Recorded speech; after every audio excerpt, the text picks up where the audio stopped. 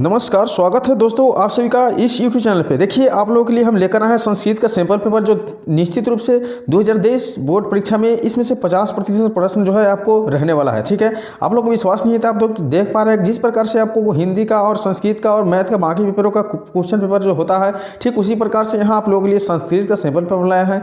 और इस वीडियो को देखने के बाद आपको निश्चित रूप से हम गारंटी दे रहे हैं कि आपका जो है 50% प्रश्न, हम 100% नहीं कह सकते हैं, लेकिन इसमें हम 1 से 100 वस्तुनिष्ठ प्रश्न आप लोग को बताने वाले हैं, जिसमें से किन्हीं 50% वस्तुनिष्ठ प्रश्नों का चांस है जो आपको 2023 बोर्ड परीक्षा में पूछे जाएंगे, क्योंकि यह सैंपल पेपर है और सैंपल पेपर से आने की 100% गारंटी रहते हैं। तो चलिए वीडियो को शुरू करते हैं और देरी नहीं करते हुए, यदि इस यूट्यूब चैनल पर नया है तो सब्सक्राइब करके बेल आइकन को जरूर प्रेस कीजिएगा, ताकि इसी प्रकार के आपको शानदार वीडियो देखने के लिए मिलेगा जैसे कि आपके सेंटर बोर्ड परीक्षा में मिला था इस यूट्यूब चैनल के माध्यम से। तो चलिए आपको थोड़ा सा निर्देश आपको बता दें कि 1 से 100 वस्तुनिष्ठ प्रश्न आपको निश्चित रूप से पूछा जाएगा। आप लोग देख पा रहे हैं जिनमें से किन्हीं 50 वस्तुनिष्ठ प्रश्नों को आपको यूमार सीट में भरना है, तो निश्चित रूप से आप जान चुके हैं। तो चलिए हम देरी नहीं करते हुए वीडियो को शुरू करते हैं। देखेंगे एक एक प्रश्न गौर से, आप लोग ध्यान से देखिएगा शुरू से अंत तक, और चैनल पर नए हैं तो सब्सक्राइब जरूर कर लीजिएगा। तो चलिए हम नेक्स्ट प्रश्न अगला प्रश्न को चालू करते हैं। देखते हैं, दिया हुआ है कि राम प्रवेश राम किस परीक्षा में विश्वविद्यालय में प्रथम स्थान प्राप्त किए थे। देखिए दिया गया है कि राम प्रवेश राम किस परीक्षा में विश्वविद्यालय में जो है प्रथम स्थान प्राप्त किए थे। थोड़ा सा हम लोग स्लो और फास्ट बोलने की कोशिश करेंगे ताकि आपको वीडियो जल्दी से कवर हो जाए,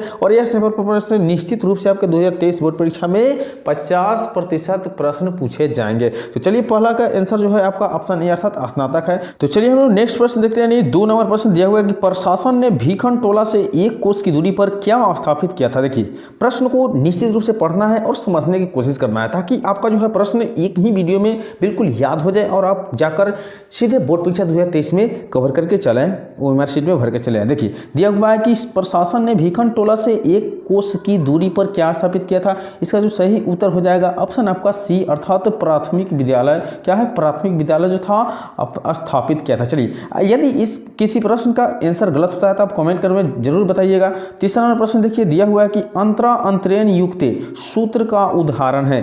अंतरा अंतरेण युक्ते सूत्र का उदाहरण है, इसकी सही जो उत्तर हो जाएगा ऑप्शन सी अर्थात ज्ञान अंतरेण न मोक्ष। क्या है, ज्ञान अंतरेण न मोक्ष।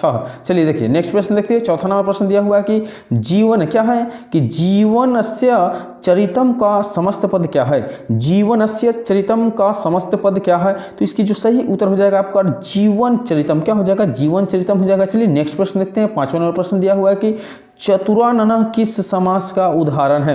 चतुराननः किस समास का उदाहरण है, इसकी सही आंसर जो है आपको बहुब्रीहि है। कौन सी बहुब्रीहि, कमेंट करके जरूर बताइएगा यदि किसी प्रश्न का उत्तर गलती होता है तो। चलिए देखिए 6वां नंबर प्रश्न देखिए कि किस समास का प्रथम पद संख्यावाचक होता है। किस समास का प्रथम पद जो है संख्यावाचक होता है, इसकी सही आंसर जो हो जाएगा ऑप्शन बी अर्थात द्विगु। किसका हो जाएगा, तो द्विगु। चलिए नेक्स्ट प्रश्न देखते हैं। 7वां नंबर प्रश्न दिया हुआ है कि आप लोग स्पष्ट देख पा रहे हैं कि राजा जोड़ ऋषि, राजा जोड़ ऋषि की संधि से क्या होगी। इसकी सही आंसर क्या होगा, तो सही आंसर हो जाएगा राजश्री। क्या है, राजऋषि।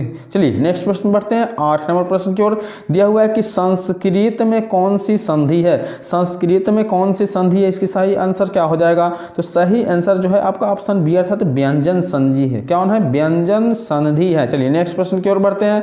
9 नंबर प्रश्न दिया हुआ है कि नरक के कितने द्वार होते हैं। नरक के कितने द्वार होते हैं, तो सही आंसर जो है 3 द्वार होते हैं। कितने द्वार होते हैं, 3 द्वार होते हैं। यदि किसी प्रश्न का उत्तर गलती होता है तो निश्चित रूप से कमेंट करके बताइएगा। यदि वीडियो पर नए हैं तो लाइक जरूर कीजिएगा, शेयर जरूर कीजिएगा अपने दोस्तों के साथ। यदि यूट्यूब चैनल पर नए हैं तो सब्सक्राइब भी जरूर कर लीजिएगा। चलिए 10 नंबर प्रश्न दिया हुआ है कि रूप की रक्षा किससे होती है। रूप की रक्षा किससे होती है, बहुत शानदार प्रश्न है, निश्चित रूप से आपके बोर्ड परीक्षा में पूछे जाएंगे। तो मृतजा से होते हैं। किससे होते हैं, मृतजा से होते हैं। चलिए नेक्स्ट प्रश्न देखते हैं। दिया हुआ है कि ये 11 नंबर प्रश्न संख्या दर्शन के प्रवर्तक आचार्य है। संख्या दर्शन के प्रवर्तक आचार्य कौन है, इसके सही जो आंसर हो जाएगा ऑप्शन सी अर्थात कपिल है। कौन है, कपिल है। नेक्स्ट प्रश्न की ओर बढ़ते हैं। दिया हुआ है 12 नंबर प्रश्न की आर्यभट्ट किसकी रचना है। आर्यभट्टियम किसकी रचना है, सॉरी, तो इसका जो सही आंसर जो है ऑप्शन बी अर्थात आर्यभट्ट द्वारा रचित रचना जो है आर्यभट्टियम है। ठीक है, नेक्स्ट प्रश्न की ओर बढ़ते हैं। 13 नंबर प्रश्न आप लोग देख पा रहे हैं कि दिया हुआ है कि इंगीप प्रत्यय किस पद में है। इंगीप प्रत्यय किस पद में है, इसकी सही आंसर जो हो जाएगा ऑप्शन ए अर्थात श्रीमती। क्या, श्रीमती पद में है। चलिए नेक्स्ट प्रश्न बढ़ते हैं। दिया हुआ है 14 नंबर प्रश्न की लघु जोड़ तमप से कौन सा शब्द बनेगा। लघु जोड़ तमप से कौन सा शब्द बनेगा, इसका सही आंसर जो है ऑप्शन डी अर्थात लघुतरम बनेगा। क्या बनेगा, लघुतरम बनेगा। चलिए नेक्स्ट प्रश्न की ओर बढ़ते हैं। 15 नंबर प्रश्न दिया हुआ है कि प्रदाया में कौन सा प्रत्यय है। प्रदाया में कौन सा प्रत्यय है, इसकी सही आंसर जो है ऑप्शन ए अर्थात लेप। कौन सा प्रत्यय है, लेप प्रत्यय है। कोशिश करिए कि वीडियो को अंत तक जरूर देखिएगा, क्योंकि 5 से 6 मिनट या 7 मिनट की वीडियो होगा, लेकिन निश्चित रूप से आपके बोर्ड परीक्षा में इसमें से 25 से 30 प्रश्न रहेगा तो ही रहेगा। चलिए 16 नंबर प्रश्न देख रहे थे। दिया हुआ है कि भौवा किस लकार का रूप है। भौवा किस लकार के रूप है, तो बिल्कुल इसका सही आंसर हो जाएगा आपका लोट लकार का रूप है। चलिए नेक्स्ट प्रश्न की ओर बढ़ते हैं। दिया हुआ है 17 नंबर प्रश्न की बालक शब्द के समान किस शब्द का रूप चलेगा। बालक शब्द के समान किस शब्द का रूप चलेगा, इसकी सही आंसर जो है ऑप्शन सी अर्थात देव है। क्या है, देव है। याद कर लेना है कि बालक शब्द के समान किस शब्द का रूप चलेगा, तो देव शब्द का। कौन सा शब्द का, देव शब्द का। चलिए नेक्स्ट प्रश्न की ओर बढ़ते हैं। 18 नंबर प्रश्न दिया हुआ है कि निर्माणम में कौन सा उपसर्ग है। निर्माणम में कौन सा उपसर्ग है, ऑप्शन डी अर्थात नीर उपसर्ग है। चलिए नेक्स्ट प्रश्न की ओर बढ़ते हैं। वीडियो पे नए हैं तो लाइक जरूर कीजिएगा, चैनल को सब्सक्राइब नहीं किया तो सब्सक्राइब करके बेल आइकन को जरूर प्रेस कीजिएगा और शेयर करना ना भूलिएगा दोस्तों को साथ। चलिए 19 नंबर प्रश्न दिया हुआ है कि सीता रामम अनुगच्छति वाक्य में प्रथम विभक्ति का प्रयोग किस सूत्र के अनुसार हुआ है। इसका सही आंसर जो है जल्दी से कमेंट करके बता दीजिए आप लोगों को, क्योंकि आप लोगों के लिए 19 नंबर प्रश्न हम छोड़ते हैं। चलिए 20 नंबर प्रश्न देखते हैं। दिया हुआ है कि रागह पुत्र का समस्त पद क्या होगा। रागह पुत्र का समस्त पद क्या होगा, इसकी सही आंसर जो हो जाएगा राजपुत्र हो जाएगा। क्या हो जाएगा, राजपुत्र। याद कर लेना है, बहुत इंपॉर्टेंट प्रश्न है आप लोग बोर्ड परीक्षा के लिए।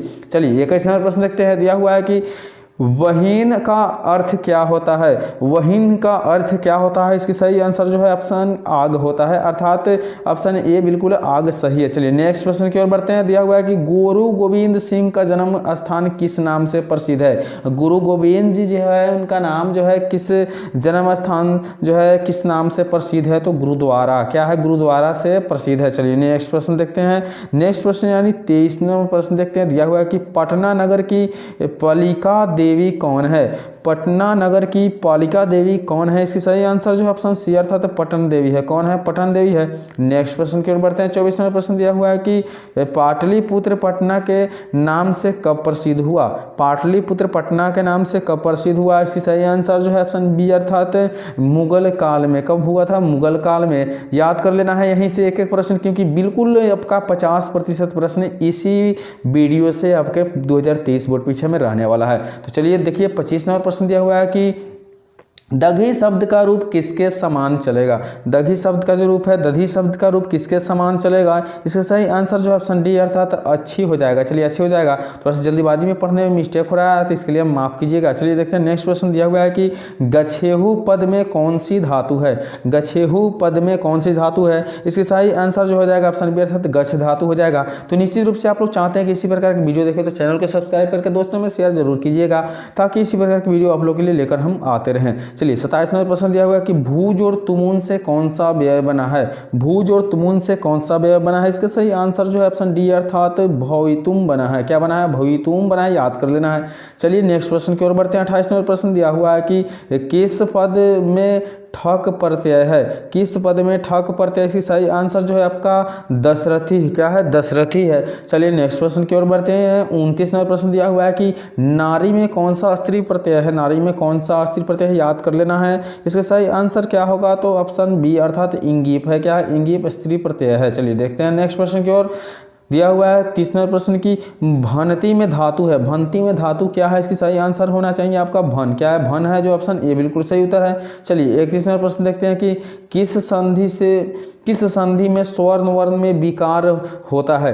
किस संधि से स्वर वर्ण में विकार होता है, इसकी सही आंसर जो हो जाएगा ऑप्शन सी अर्थात स्वर हो जाएगा, स्वर संधि में। चलिए नेक्स्ट प्रश्न की ओर बढ़ते हैं। 32 नंबर प्रश्न दिया हुआ है कि यद्यपि में किन किन वर्णों की संधि हुई है। यद्यपि में किन किन के वर्णों की संधि हुई है, तो अ जोड़ जोड़ ई की संधि हुई है। किसकी संधि हुई है? अ जोड़ ई की संधि हुई है।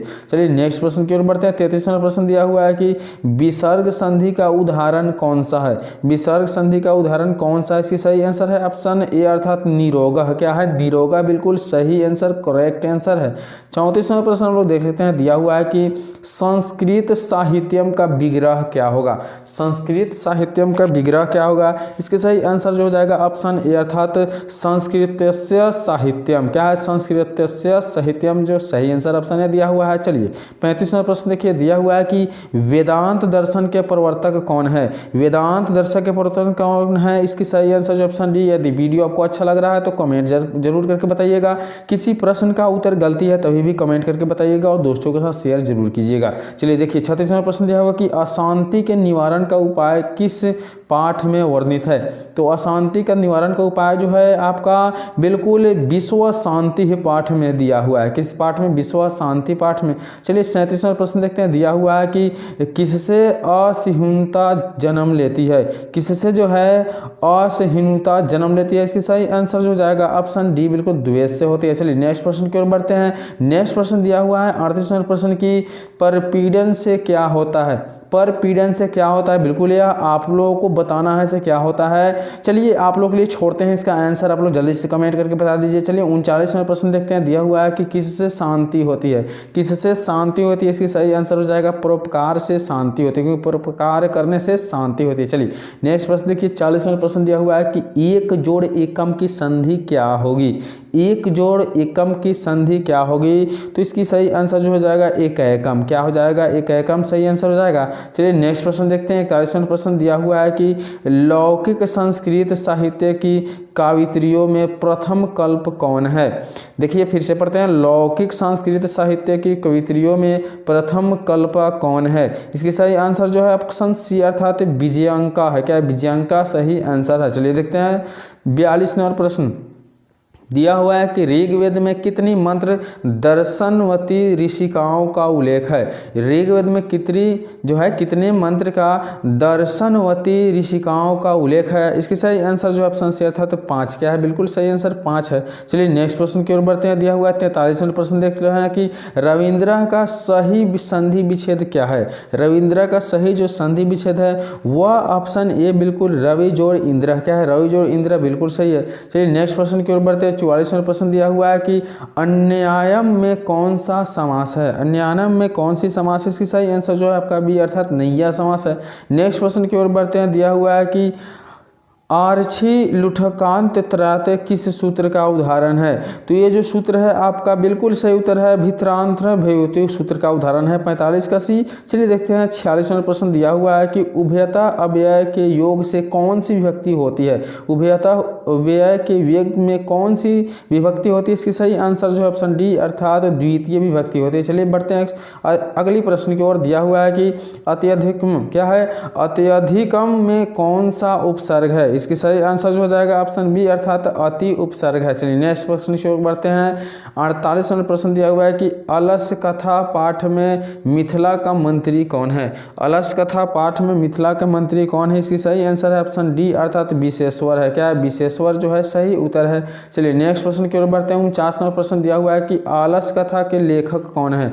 आलस कथा के लेखक कौन है? बिल्कुल सही उत्तर है विद्यापति जो है आलस कथा का लेखक से ऑप्शन डी सही है। चलिए 50वां प्रश्न देखिए। दिया हुआ है कि तर्कते यदमिशन क्या है? तर्कते यदस्मिन् गृहे क्या अग्नि लंग्रोस्ति किस आलसी की उक्ति है? इसकी सही आंसर जो है 50 का आप लोग जल्दी से कमेंट करके बताइए कि प्रथम है, या तृतीय है, द्वितीय है, चतुर्थ है। चलिए नेक्स्ट प्रश्न की ओर बढ़ते हैं। 51वां प्रश्न दिया हुआ है कि व्याघ्रपति कथा में दान धर्मिकंद चतुर भवन किसका कथन है? इसके सही आंसर जो हो जाएगा ऑप्शन सी अर्थात बाघ। क्या हो जाएगा? बाघ सही आंसर हो जाएगा। चलिए 52वां प्रश्न देखते हैं कि 82 प्रथमे सूत्र में इंगी प्रत्यय किस शब्द में हुआ है? 82 प्रथमे सूत्र में इंगी प्रत्यय किस शब्द में हुआ है? इसकी सही आंसर हो जाएगा ऑप्शन। आप लोग जल्दी से कमेंट करके बता दीजिए कि इस चारों में से कौन सा ऑप्शन होगा। चलिए नेक्स्ट प्रश्न की ओर बढ़ते हैं। दिया हुआ 53वां प्रश्न की मृदु जोड़ तल से कौन सा पद बनेगा? मृदु जोड़ तल से कौन सा पद बनेगा? इसकी सही आंसर हो जाएगा ऑप्शन है, अर्थात मृदुता पद बनेगा। तो आज की वीडियो में इतना ही, मिलेंगे अगले वीडियो में। आपको बता दें कि यदि वीडियो अच्छा लगा हो तो लाइक कीजिए। जिस प्रश्न का उत्तर हम नहीं बताए हैं उत्तर बताइए। यदि इससे आगे 53 से ऊपर 54 से 100 नंबर प्रश्न आपको चाहिए तो बिल्कुल कमेंट करके बताइए, इसका भी वीडियो बना दिया जाएगा।